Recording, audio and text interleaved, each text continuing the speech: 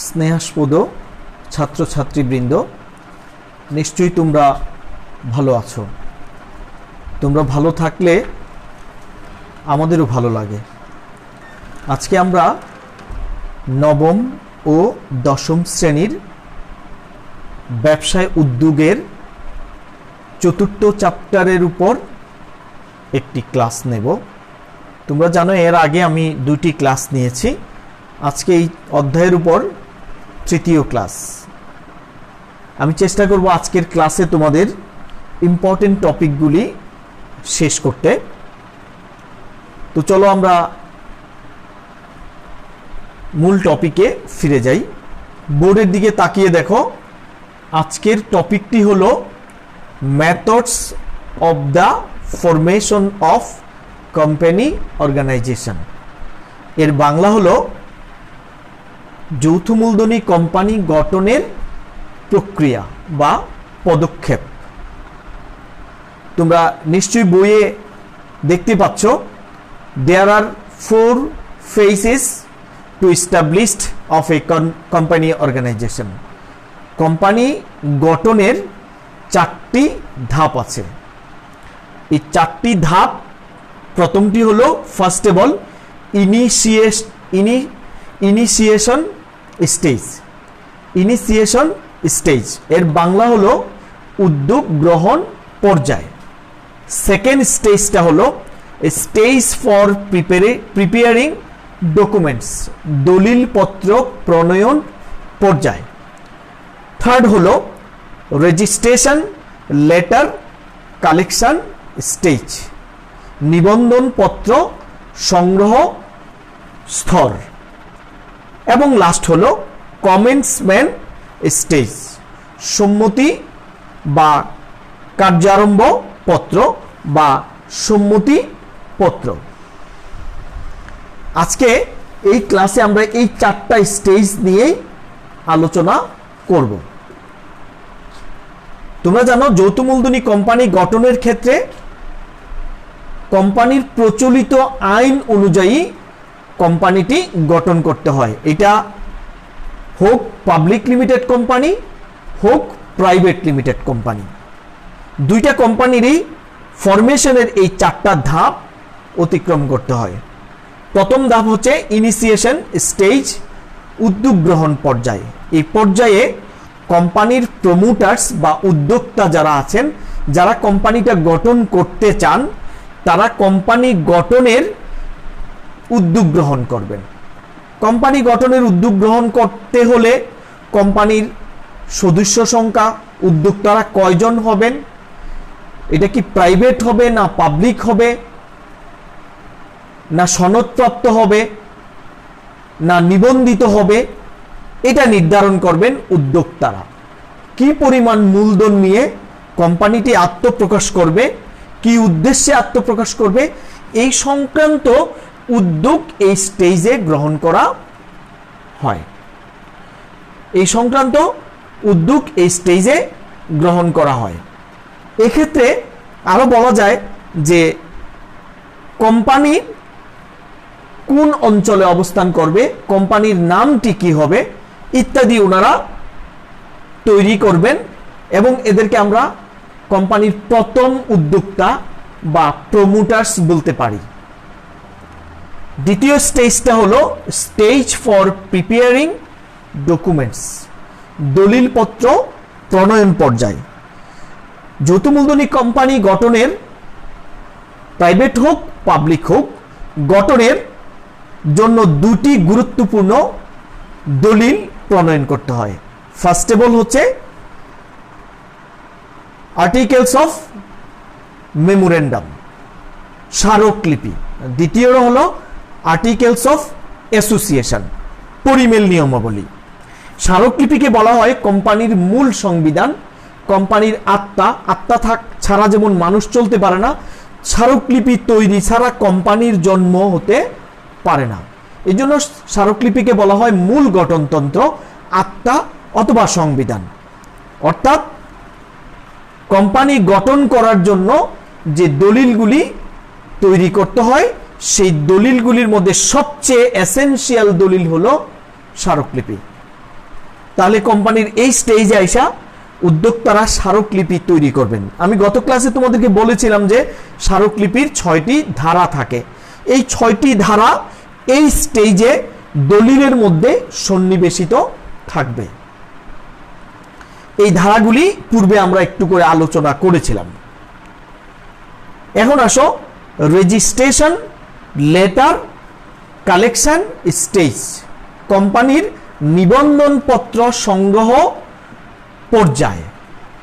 এই পর্যায়ে এসে উদ্যোক্তারা নির্দিষ্ট পরিমাণ ফি প্রদান করে কোম্পানির নিবন্ধকের অফিসে ফি জমা দিয়ে আবেদনপত্র সংগ্রহ করবেন বা আবেদন ফর্ম সংগ্রহ করবেন।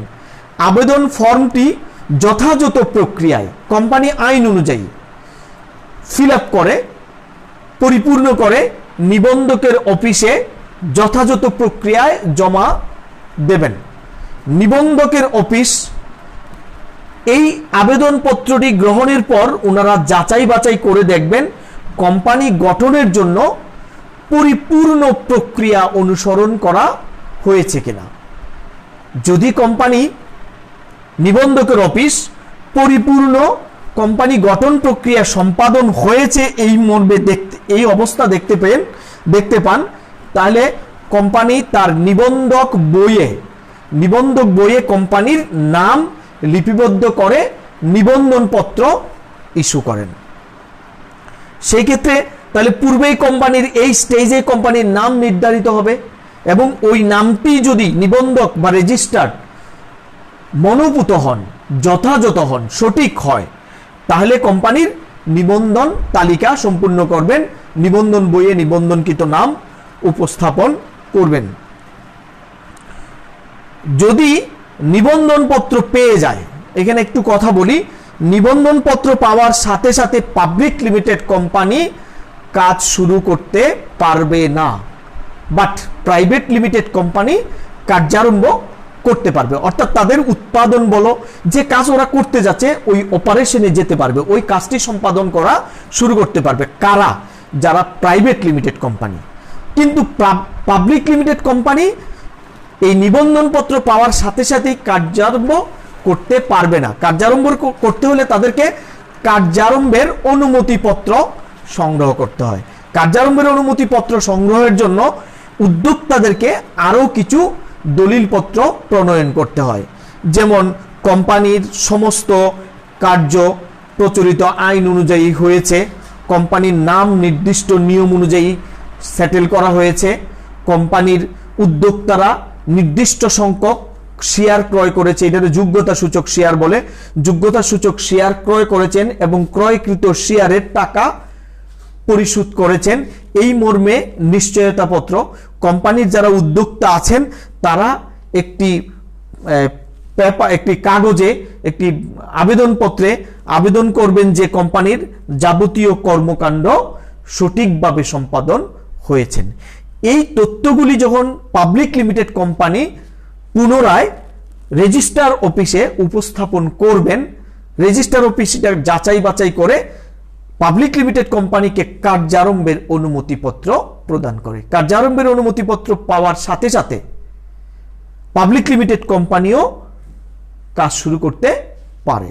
তাহলে আমরা শিক্ষার্থীরা আমরা কয়টা স্টেজ শেষ করলাম? প্রথমটা হচ্ছে উদ্যোগ গ্রহণ পর্যায়, দ্বিতীয়টা হলো দলিলপত্র প্রণয়ন পর্যায়, তৃতীয়টা হলো নিবন্ধন পত্র সংগ্রহ পর্যায়।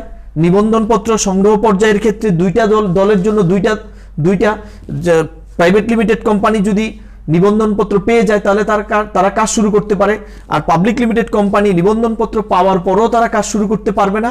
কাজ শুরু করতে হলে তাদেরকে কার্যারম্ভের অনুমতিপত্র সংগ্রহ করতে হবে। কার্যারম্ভের অনুমতিপত্র সংগ্রহের জন্য কতিপয় কাগজ নিবন্ধকের অফিসে উপস্থাপন করতে হবে।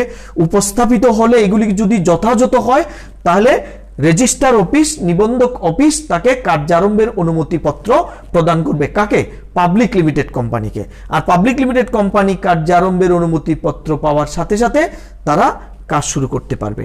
আমাদের সর্বশেষ স্টেজ হচ্ছে কমেন্সমেন্ট স্টেজ, সম্মতি ধারা। এই ধারায় বা এই নিবন্ধন পর্যায়ে এই পর্যায়ে এই অবস্থানে এই স্তরে এসে কোম্পানি তার কার্যাদি সম্পাদন করতে পারবে। আমি এই কমেন্সমেন্ট স্টেজটার কিছু অংশ তোমাদের থার্ড স্টেজে আলোচনা করছি। কমেন্সমেন্ট স্টেজে সহজ কথা, এখানে কার্য আরম্ভ করতে হবে, পাবলিক লিমিটেড কোম্পানিকে কার্য আরম্ভ করতে হলে কতিপয় তথ্যাদি নিবন্ধকের অফিসে জমা দিতে হবে। আর প্রাইভেট লিমিটেড কোম্পানি নিবন্ধন পাওয়ার সাথে সাথেই এই কোম্পানি গঠনের প্রক্রিয়াটি শেষ হয়ে যায়।